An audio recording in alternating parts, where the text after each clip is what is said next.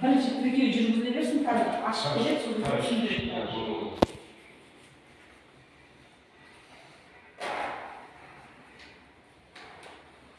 Қоғамдық тыңдаудың бір қағидатын түрі тіркелу керек мына жерде қатысушылар.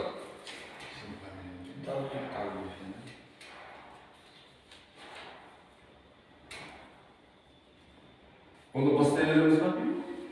Сіз айта бересіз.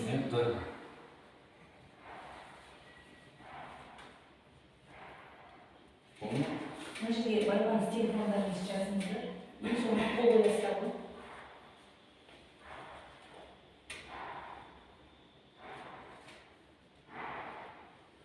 Оны бастай берейік.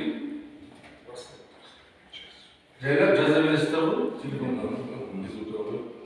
Құрметті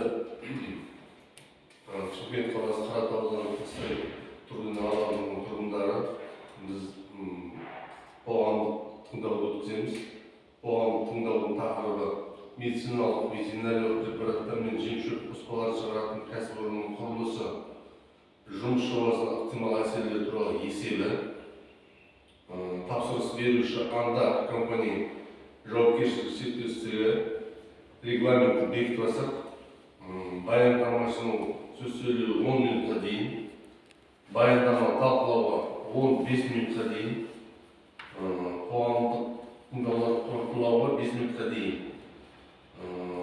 Мынау қоғамдық тыңдаулар қағидаларына сәйкес қоғамдық тыңдауға төраға жасайтын менің есімім Оралбек Тимур Құрбанұлы, Шымкент қаласы қалалық жайлы орта дамыту басқармасының маманымын. Енді қағидатқа сәйкес қоғамдық тыңдаудың хатшысын сайлауға хатшылыққа эколог Баймаханова Мадинаны ұсынамыз. Кімде қандай қарсылық бар? Қарсылық болмасаңыздар, онда баяндамашыға сөз берейік. Қазір көрсетеміз бар. Саламатсыздар ма, бүгінгі қоғамдық тыңдауға қатысушылар, жаңа атап өткеніміздей бүгінгі қоғамдық тыңдаудың тақырыбы Шымкент қаласы Қаратау ауданы Тастай тұрғын алабындағы номері 245/3 мекенжайында орналасқан медициналық ветеринарлық препараттар мен жем-шөп қоспаларын шығаратын кәсіпорынның құрылысы туралы болып отыр.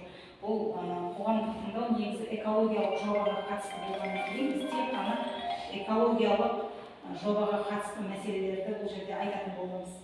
Жаңа атап өткеніміздей, тапсырыс беруші мекеме Анда компания жауапкершілігі шектеулі серіктестігі болып табылады. Бұл жерде ол кісінің жаңа өкілі төрағасы қатысып отыр, директор болып қатысып отыр, және де зумға тікелей байланыста отырмыз. Қазір Шымкент қаласы жайлы ортаны дамыту басқармасына қосылып отыр. Онан кейін жаңа қазір видео жүргізіліп жатыр. Бұның барлығы бізде арнайы экологиялық жоба болғандықтан біз министрлікке барамыз, экология министрлігіне, оның барлығы арнайы порталға ілінетін болады. Жаңа тіркеу жүргізілді, хаттама түзілетін болады, барлығы заң аясында болатын болады. Енді бұл экологиялық жобаны таныстырып өтетін болсам, құрылыс учаскесі Шымкент қаласы Қаратау ауданы Тастай тұрғын алабы 245/3 мекенжайында орналасқан. Бұл Шымкент қаласының солтүстік шығыс бөлігінде Тастай индустриалды аймағында орналасқан. Жаңағы арнайы өзінің жер ауданы 1 гектар деп берілген. Босақтысы бар. Нысаналы мақсаты биофармацевтикалық зауыт салу үшін деп берілген. Объект барлық жағынан өндірістік алаңдармен шектеседі, себебі индустриалдық аймақта орналасқаннан кейін. Ең жақын тұрғын үйлер бұл Тастай шағын ауданының Матыс шағын жаңағы учаске шекарасынан 600 метр қашықтықта орналасқан. Солтүстік жағында жаңа Таскент ауылымен шектескен 1 километрден аса қашықтықта берілген. Ал оңтүстік жағындағы тұрғын үйлерге дейін ең жақын тұрғын үйлер ол 270-370 метр қашықтық аралығында деп берілген. Бұл қоғамдық тыңдауды ұйымдастыру экологиялық жаңағы талаптарға сай орындалып отыр. Біз бірінші Қазақстан Республикасы экология және табиғи ресурстар министрлігінің экологиялық реттеу және бақылау комитетінің қоршаған ортаға әсерді бағалау саласын айқындау бойынша бізге 2025 жылдың 14 сәуірінде қорытынды берілді. Ол жерде жаңағы қоршаған ортаға әсерді міндетті бағалауды жүргізу қажет, және ол жерде заң жүзіне сәйкес осындай қоғамдық тыңдау өткізілуі қажет деп берілген. Құрылыс кезеңінде ластаушы заттардың жаңағы нормаланған шығындылары жылына 1,6 тонна деп шығарылып отыр. Оны біз арнайы эра дейтін бағдарламаға салып есептейміз. Құрылыстың кезінде де, эксплуатация пайдалану кезеңіндегі жаңағы ауаға ластаушы ұшырылатын заттарды. Ол жерде 18 шығындылар көзі қарастырылған деп берілген, және 2 ұйымдасқан, 16-сы ұйымдаспаған деп берілген. Ал енді пайдалану кезеңінде ластаушы заттардың шығындылары виварийден, зертханадан, инсинератордан, қазандықтан, дизельді электр қондырғыларынан, автотұрақтан шығарылады деп берілген. Жалпы жобада барлығы 9 шығарылым көзі қарастырылған, оның ішінде 5-еуі ұйымдастырылған, 4-еуі ұйымдастырылмаған. Жалпы шығындылардың көлемдік салмағы жылына 14,39 тонна жылына құрайтын болады. Пайдалану кезеңінде экологиялық жоба болғандықтан біз жаңағы ауаға ластаушы заттарды және де құрылыс кезінде, пайдалану кезінде суды қайдан алады, ол су қайда кетеді, шығарынды сулар, ағынды сулар, соның барлығын атап өтеміз. Жұмыс ауданында объектілері су қорғау аймағына кірмейді, жақын маңда жер үсті, өзен, көлдер, сулар 1 километр қашықтықта негізі жоқ. Ешқандай. Ең жақын өзен ол Ақсу өзенінің 8 километрден астам қашықтықта ағып жатыр екен. Жер бетіндегі су. Ал жер асты жаңағы су көлемін геологиялық зерттеу кезінде ол анықталатын болады. Анықталған несі 5 метр тереңдікте жер асты су көздері анықталған жоқ деп берілген. Учаскенің жаңа қоныстану аймағы құрылыстан тыс жер асты инженерлік коммуникациялардан бос алаңда орналасқан деп берілген. Жаңа ең жақын елді мекендерді атап өттім. Құрылыс аумағында жаңа жасыл желектерді кесу қарастырылмаған, көзделмеген жобада. Керісінше пайдалану кезеңінде құрылыстан тыс жерлердің бәрін көгалдандыру қарастырылған, ағаштар отырғызу, жаңағыдай жасыл желектерді отырғызу, гүлдер отырғызу, газондар отырғызу, оның барлығы қарастырылған. Оның барлығы рет-ретімен өзі бола береді. Құрылыс учаскесінің аймағында жаңа пайдалы қазбалардың кен орны жоқ, және де ол жерде жер қойының жаңағы пайдалану көзделмеген. Карьер ретінде пайдалану бұл жерде қарастырылмаған деп берілген. Және де құрылыс учаскесінде қызыл кітапқа енген және қорғалуға жататын өсімдіктер мен жан-жануарлар дүниесі жоқ. Себебі бұл индустриалдық аймақ, арнайы табиғатты қорғау, орман шаруашылығы немесе қорықтар аумағына жатпайды. Жаңағы енді шаруашылық, тұрмыстық ағынды сулар. Енді адам жұмыс істегеннен кейін бұл жерде міндетті түрде ағынды сулар пайда болады. Оның барлығы құрылыс уақытында арнайы биодәретханалармен жабдықталып, толған жағдайда ассенизатор машиналарымен келісімшарт негізінде тазарту қондырғыларын алып кетеді деп берілген жобада. Ал енді пайдалану кезеңіндегі жаңа ағынды сулар, ішетін сулар орталықтандырылған жаңағы су жүйесіне қосылып, сол арқылы жоқ скважинамен тартылады. Скважина неге қосылған? Орталықтандырылған суға қосылған, сабынды суларды септикке ағызасыздар. Специальный септик бар, септик бар, ол жаңағыдай жер астына сіңіп кетпейді, бетондалған. Толған жағдайда жаңағыдай келісімшарт негізінде оның барлығы тазарту қондырғыларына келісімшарт негізінде алып кететін болады. Енді құрылыс жүрген жерде де, бұл адам тіршілік еткен жердің бәрінде қалдықтар түзілетін болады. Қалдықтардың барлығы келісімшарт негізінде оларда алып кетіп отырылатын болады. Құрылыс кезіндегі қалдықтарда, пайдалану кезеңіндегі қалдықтарда келісімшарт негізінде алып кетіп отырылады. Тұрмыстық қатты қалдықтарды жинау үшін сыйымдылығы 10 метр куб болатын үлкен контейнерлер қойылады деп берілген жобада. Пайдалану кезеңінде оның барлығы келісімшарт негізінде тұрмыстық қалдықтар болғаннан кейін арнайы полигондарға келісімшарт негізінде алып кетеді. Ол жақта сұрыпталып, ары қарай екінші рет пайдалануға жаңағы сұрыпталады, ал пайдалануға жарамайтынын көмуге жіберетін болады. Жаңа атап өткендей, өсімдіктер мен жойылып бара жатқан жан жануарлар жоқ деп айттым. Бұл жерде дәрі өсімдіктер де жоқ, және де әлеуметтік экономикалық жағынан алатын болсақ, кәсіпорында егер жұмысын бастайтын болса, осы жақын жұмыс істеймін деген жаңа жұмыс іздеп жүрген адамдар болса, жақын маңдағы ең бірінші жақын маңдағы тұрғындар жұмыспен қамтылатын болады. Олардың барлығына зейнетақы жарнасы аударылып, міндетті медициналық төлемдер аударылып жүргізіліп отырады, және де жергілікті бюджетке салық төлемдері түсіп, жергілікті тұрғындар жұмыспен қамтылатын болады. Жалпы жобаға қатысты менің айтарым осы. Ал енді жалпы бұл кәсіпорынның пайдалану кезеңінде нені шығаратынын, ары қарай жаңағы тағы қандай қондырғылары бар екенін осы кәсіпорынның директоры өзі сіздерге түсіндіріп береді.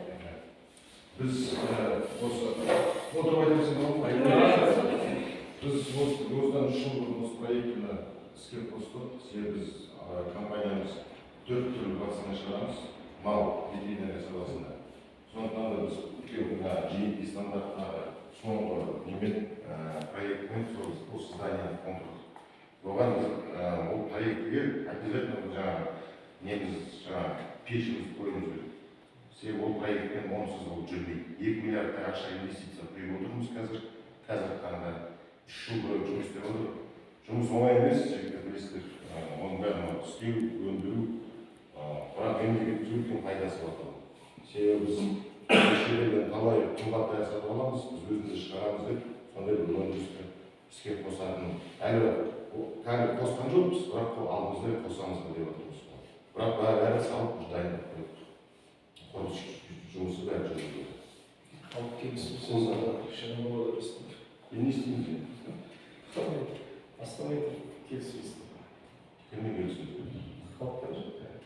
Енді біз бәрі ұқсап министерстводан бәрін өтіп өкіметтен өтіп отырмыз. Не шығарып негізі бұл жерде сонда? Вакцина, малға вакцина, малға. Ауырады малға, соған вакцина шығарады. Соны сіз ешкім жоқ па? Сіз не? Жоқ, сіз жоқ, экологиялық жоба. Санитарный защитный зона бар ма оларда? Не бар. Қанша негізі? Санитарный защитный зонасы 300 метр болу керек. 300 метр болу керек. Көрсетіп бере аласыз ба? Индустриалды қорғау аймағы негізі. Жоқ, санитарный защитный зона болады, жылы объект. Олар қайсынан жатады негізі? Заң бойынша 300 метр болу. Жоқ, промышленность не деп аталады бұлар? Атауы қандай? Саланың атауы. Химиялық өндіріске жата ма сонда болады? Химияға жатпай ма? Химияға жатпайды. Неге жатады сонда? Ол дәріге жатады, фармацевтика жатады. Фармацевтика ол неге кіреді ол химияға кіреді? Жоқ, кіреді ол қалай дәрі Жоқ, мен сіздерге айтатын просто бір түсініп біз анау бір айтысып қаласыңыз деп отқан жоқпыз. Просто біліп алайық деп отқан. Мұнда 6-7 завод бар дәрі шығарады. Бізден басқа. Себебі неге бұл жерде деп отыр? Қала индустриалды зонадан тек тасайғана медицинада береді. Біз содан кейін біз рұқсат алып соны білмей қалдық та. Сіздерді мен бір минут айта салайын. Мен өзіңіз танысыңыз. Ниязов болады. Осы ауылдың азаматының кезінде бізге стандарт семей соққанда, жиын болғанда, экология сессия өткізгенде ауылдың адамдары мақұл деп рұқсат берген ғой.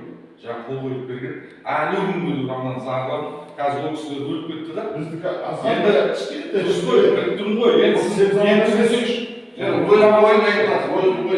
Қазір балалар соны әлі күнге қарайды да. Мысалы, ертең біз қазір мына жерге келіп қол қойғаннан кейін, ертең бізді де саған кім болу керек? Сол үшін мен дайынса айтып қазір сіздердің анықтап біліп алайық. Біз оларға ертең айтқанда біз айтамыз ғой, мынандай заң бар. Мынаншаға тура келіп тұр, біз мынандай дегенбіз, егер қол қойған жағдайда.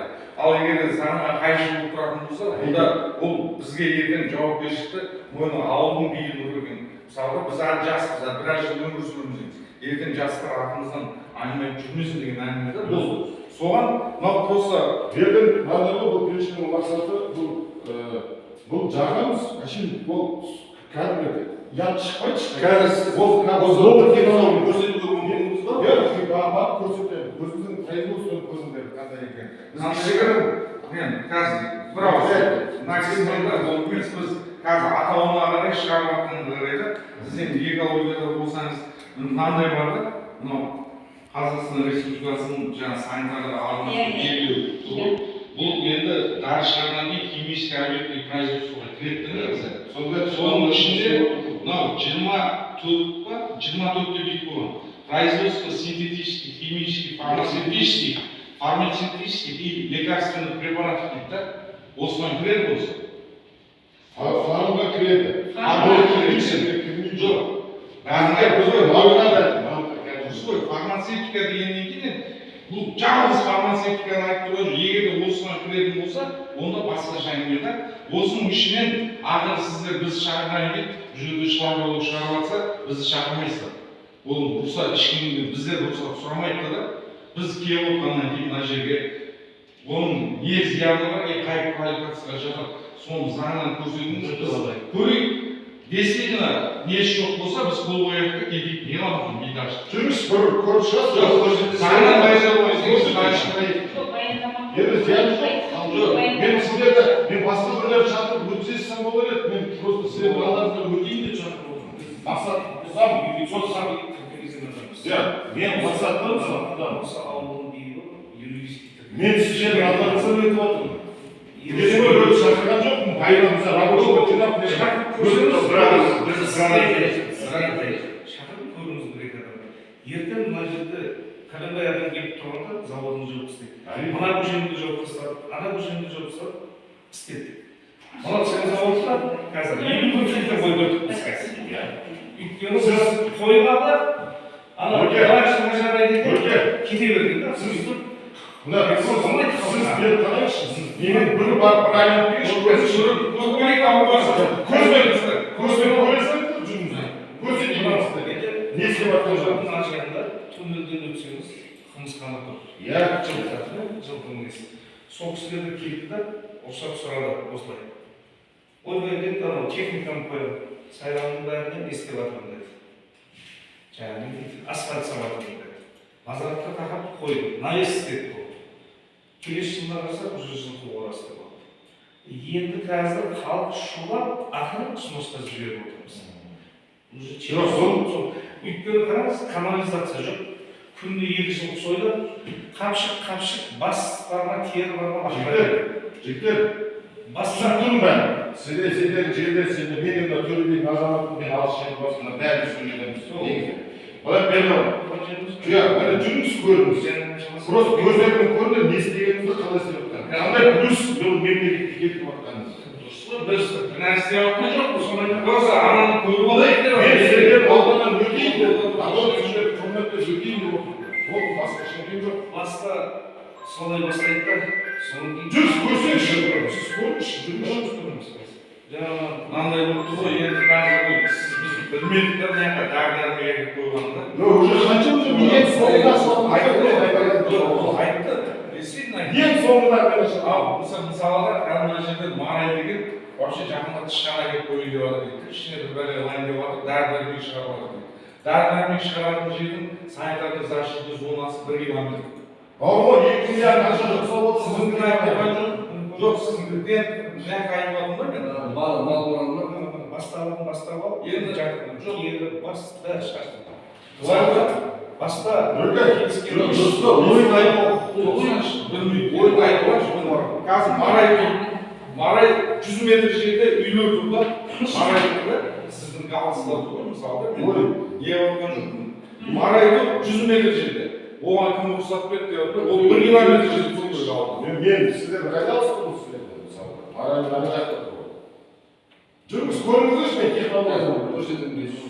Міне қараңыздар, 300 метрде берілген, міне 22 жылғы санитарлық эпидемиологиялық қорғау аймағы 22 жылғы 11 январда бекітілген заң бойынша. Ол ғой сол не сұрап жатқан сол. Заңға сай істеп жатыр қой да. сонда медицинский арқылы жағасынан сонда бұл жерде сонда өзіміз шиша болып пешімізді өзімізге техникпен заводға керек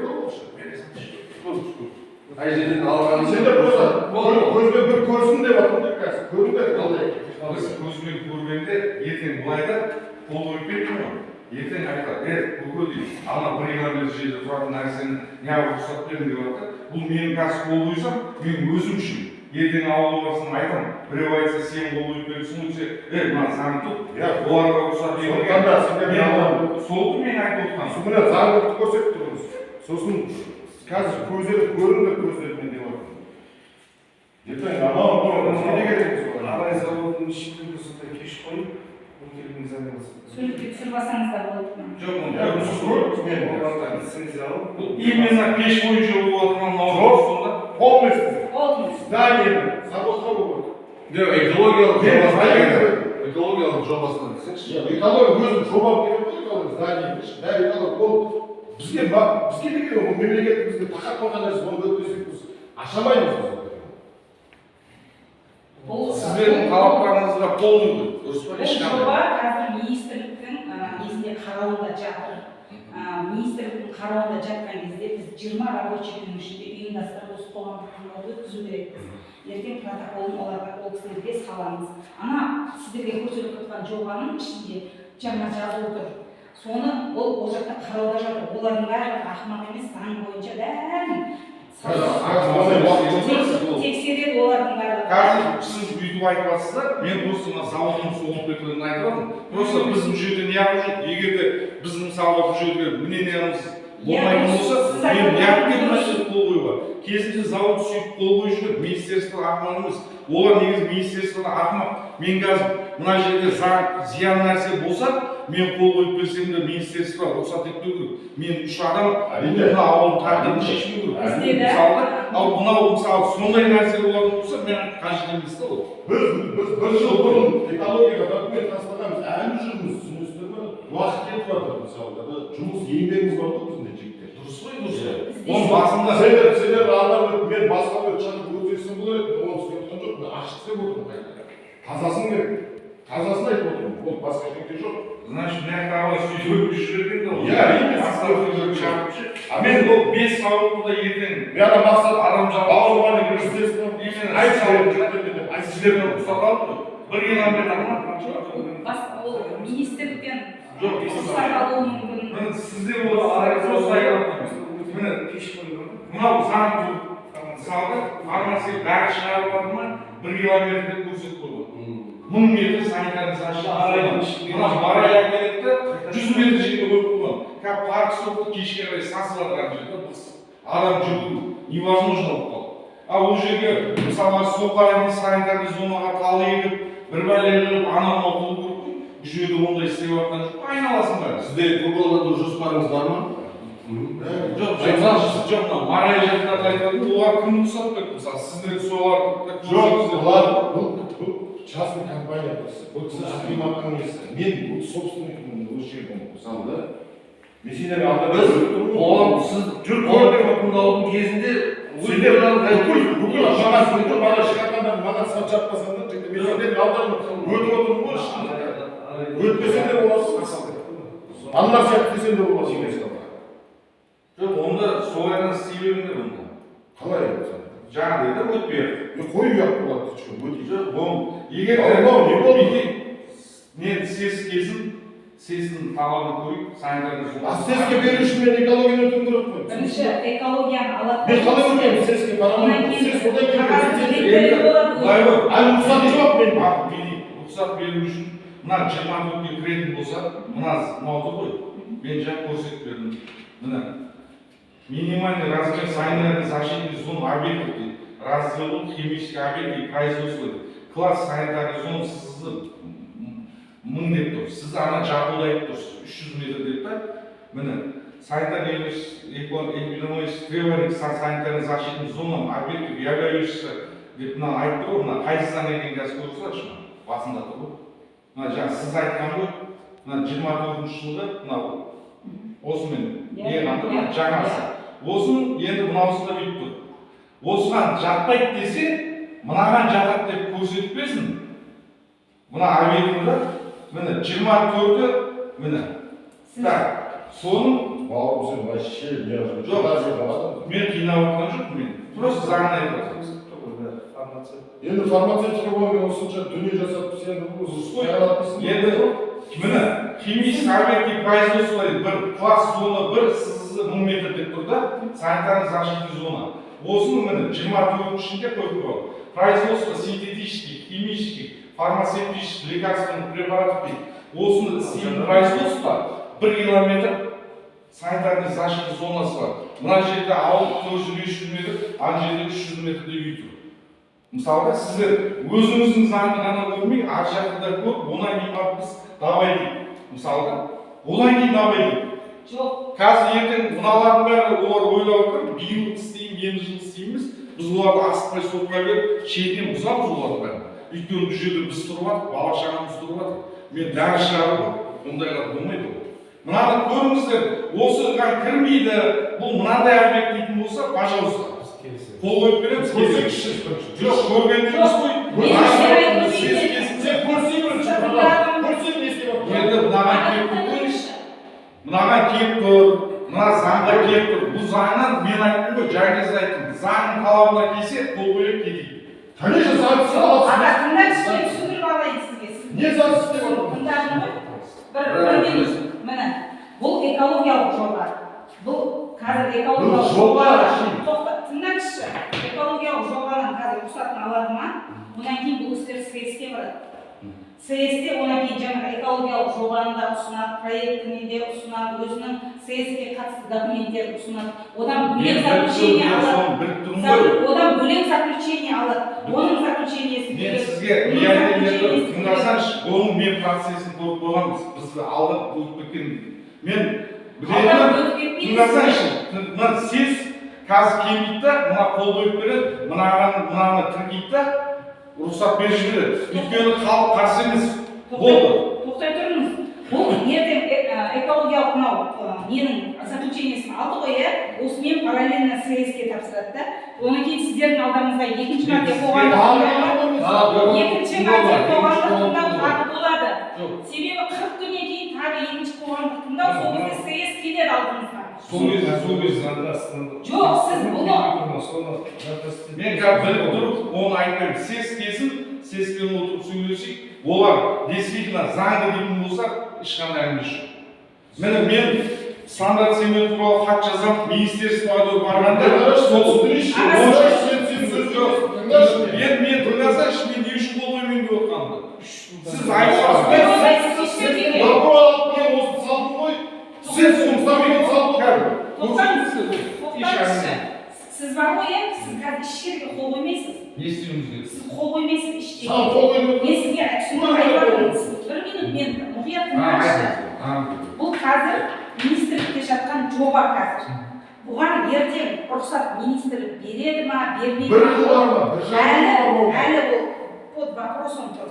Егер рұқсат берген күннің өзінде, бұны министрлік өзіміздің осы Шымкент қаласының департаментіне жібереді. Департамент қараған кезде екінші қоғамдық тыңдау өтіледі бұл жерде. Екінші қоғамдық тыңдауда келісіп алып, осы жерге біз СС-ті әкелеміз алдыңызға деп сізге айтайын. Сол кезде сізді шақырамыз. Телефоныңыз тұр, ана жерде жазыңыз. Әлі 17 ноябрьда қаланың әкімінің кездескенде айтқан. Мына департаменттің бәрі құртсаңшы, ешқайсысы сіздерді да, экологияны вообще бәрі оларды тесаңшы. Өйткені біз осы жазып жатыр, анау маған атайтып берді. Анау мал қораның сол сойып атқанын көрсетіп жүрді экология. Мен не біреудің қорасына кіріп, ана мал қорып жатсам кім түсіргізеді маған. Экология сондай айтып отыр да. Мен айтып прямо айттым, 17 ноябрьда ютубта жүрмін деп көрсеңіз. Бүкіл экологтың бәрі босата тастаңызшы дедім. Уже біз тұншығып отырып қайда отырамыз біз. Онан кейін мен сіздерге сол кезде қайтадан болады.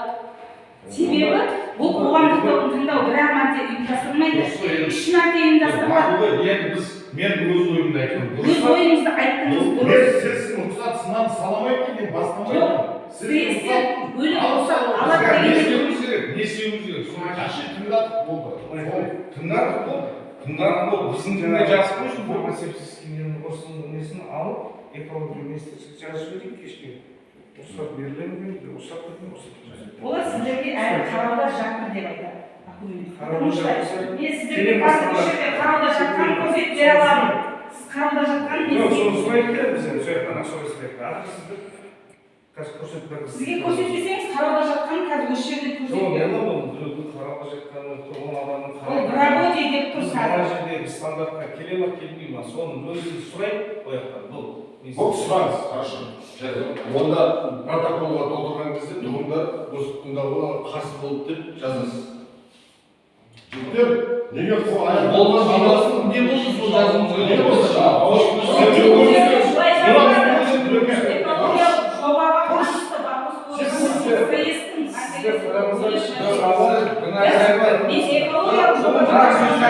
Бірақ сөз жазыңыз. Бірақ сөз. Протоколдың ішінде написан. Санитарлық жаңағы не бар ғой? Талап бар. Санитарный защита зона. Жаңағы мен көрсетемін. Соған қанша мына красный сол келген жағдайда ғана келсін. Қалған уақытта келіспейді деп соны кіргізіп қойдыңыз. Протоколға осыңызға айтқан ұсыныс тұр. Мен жаңа көрсеттім. Мен соны басқа ешнәрсе айтпаған. Сендер ертең протоколды тексерсеңіз болады. Протокол ашық ілініп тұрады. Ойламаңыздар бұл жерде бой қояды. Менің сөзім бар ма жоқ па ішінде деп. Қараңыздар, сіз айтыңыз, ертең ол жаңа саситын шығар, мен білмеймін не болады деп жатқанда, сіздің ол маман екен, сіз экология жағын айтып жатсыз. Біз қазір мынаның басында соны айтсақ, мен біліп тұрмын да оны. Мен мына стандарт цементпен айтысып барған кезде, маған бүйтіп алып келді, көрсетті кезінде қоғамдық тыңдау болған. Содан біз тарихшы мынау қатысқан деп 12 адамның көрсетіп қол қойып берген. Енді не деп келіп отырсыңдар деп.